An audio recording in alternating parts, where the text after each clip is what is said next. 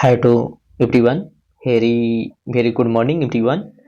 ये lecture Bihar SI, UPSI, Bihar police, UP police और state PCS जैसे यूपीएससी, यूपीपीसीएस, बीपीएससी के लिए महत्वपूर्ण है, जो आने वाली प्रतियोगी परीक्षाओं के लिए करेंट अफेयर्स का लेक्चर है। चलिए शुरू स्टार्ट करते हैं। पहला क्वेश्चन कि 31 अगस्त 2025 को 26वां दिव्य कला मेला कहाँ संपन्न हुआ है?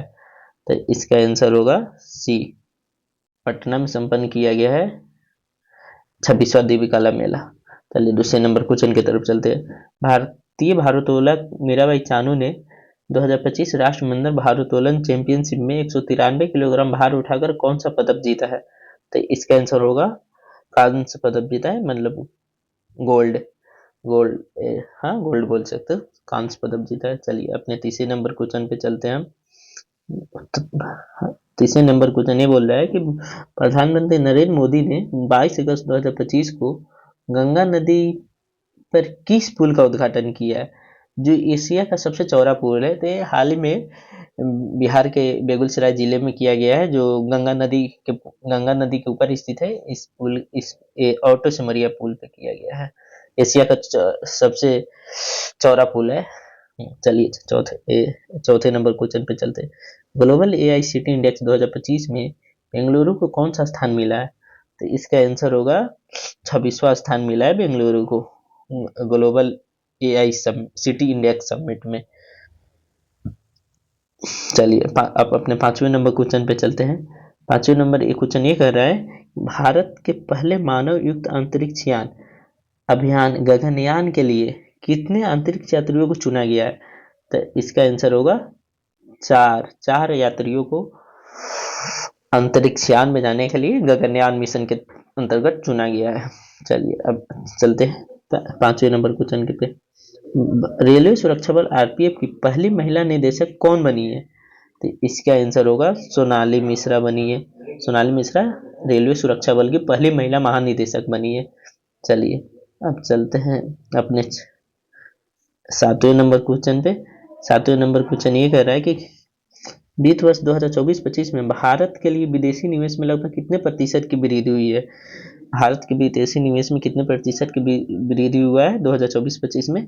तो इसका आंसर होगा 67% की वृद्धि हुआ है। चलिए आठवें नंबर क्वेश्चन को पढ़ते हैं। 25 अगस्त 2025 को भारत ने किस देश के लिए अंतर्राष्ट्रीय डाक सेवाओं को अस्थायी रूप से निलंबित करने की घोषणा की है? मतलब 25 अगस्त 2025 को भारत ने किस देश के लिए अंतर्राष्ट्रीय डाक सेवाओं को अस्थायी रूप से निलंबित करने की घोषणा की है?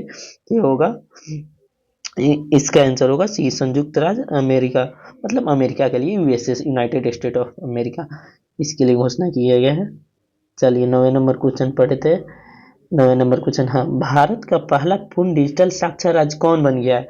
तो इसका आंसर होगा केरल। पूर्ण डिजिटल साक्षर राज्य बन गया, मतलब डिजिटलीकरण जो किया गया है ना, उसमें पूर्ण डिजिटल 96% होगा मे बी। चलिए 10वें नंबर क्वेश्चन को पढ़ते हैं। पिछले 10 वर्षों में भारत का ऋण भुगतान कितना गुना बढ़ा है?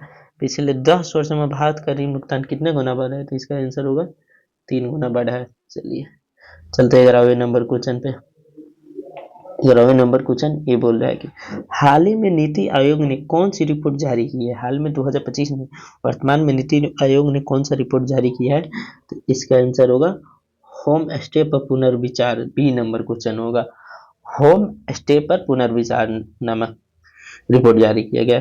भारत का 20वां भारतीय प्रबंधन संस्थान IIM किस राष्ट्र में स्थापित किया गया है? तो इसका आंसर होगा असम में स्थापित किया, बी नंबर होगा। चलिए 13वें नंबर क्वेश्चन पे चलते हैं। 13वें नंबर क्वेश्चन BBI है, ये रहा 13वें नंबर क्वेश्चन। ईपीएफओ ने मृत्यु राहत कोष की राशि को 8.8 लाख रुपए से बढ़ाकर कितना कर दिया है? तो इसका आंसर होगा 15 लाख किया गया है। 8.8 लाख से बढ़ाकर 15 लाख किया गया है। चलिए चलते 14वें नंबर क्वेश्चन पे। IBM और नासा ने मिलकर कौन सा ओपन सोर्स AI मॉडल विकसित किया है? तो इसका आंसर होगा सूर्या।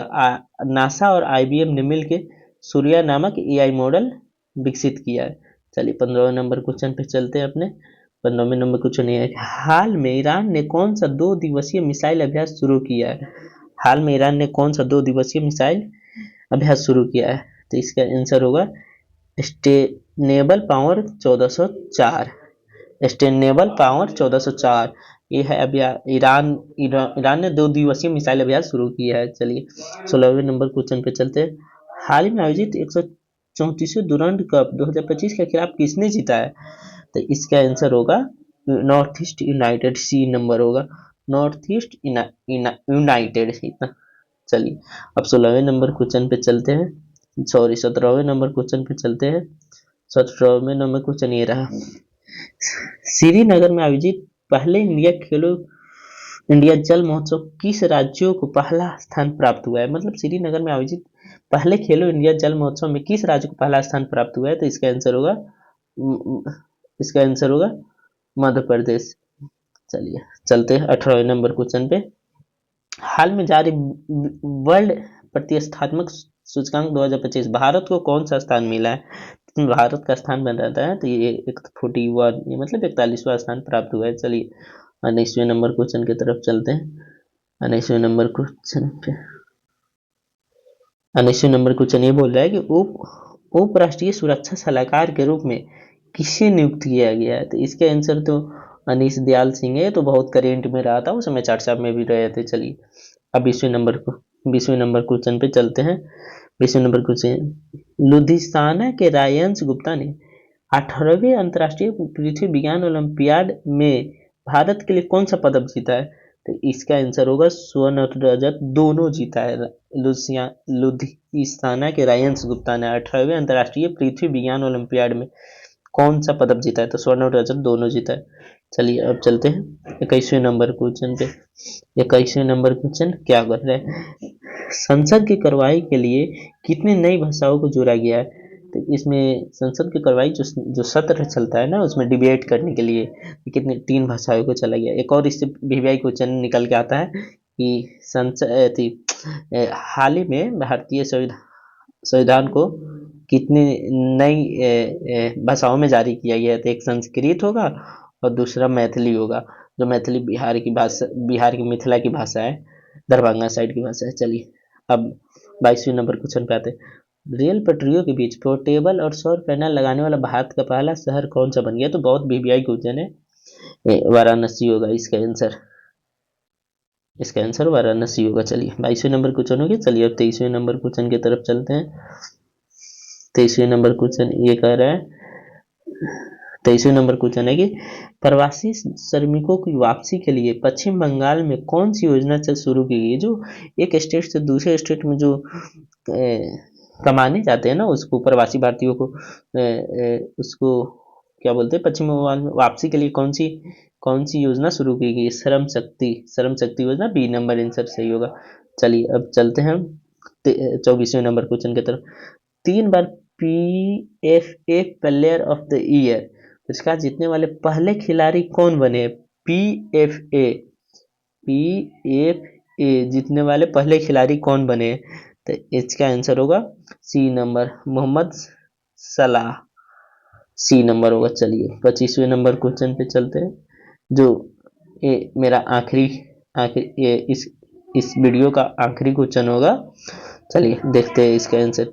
एथेंस में आयोजित 2025 अंडर 17 विश्व कुश्ती चैंपियनशिप में भारतीय महिला पहलवानों ने कुल कितने पदक जीते हैं? एथेंस में जो अभी 2025 में जो अंडर 17 जो विश्व कुश्ती चैंपियनशिप आयोजित हुआ था, उसमें भारतीय पहलवानों ने कितने पदक जीते टोटल? तो इसका आंसर होगा 5। कुल 5 पदक जीते हैं। चलिए इसी के साथ हम अपने करंट अफेयर्स को इस वीडियो को समाप्त करते हैं। अगले वीडियो में फिर 25 क्वेश्चन के साथ हाजिर रहेंगे। चलिए मिलते हैं अगले दिन। सुप्रभात।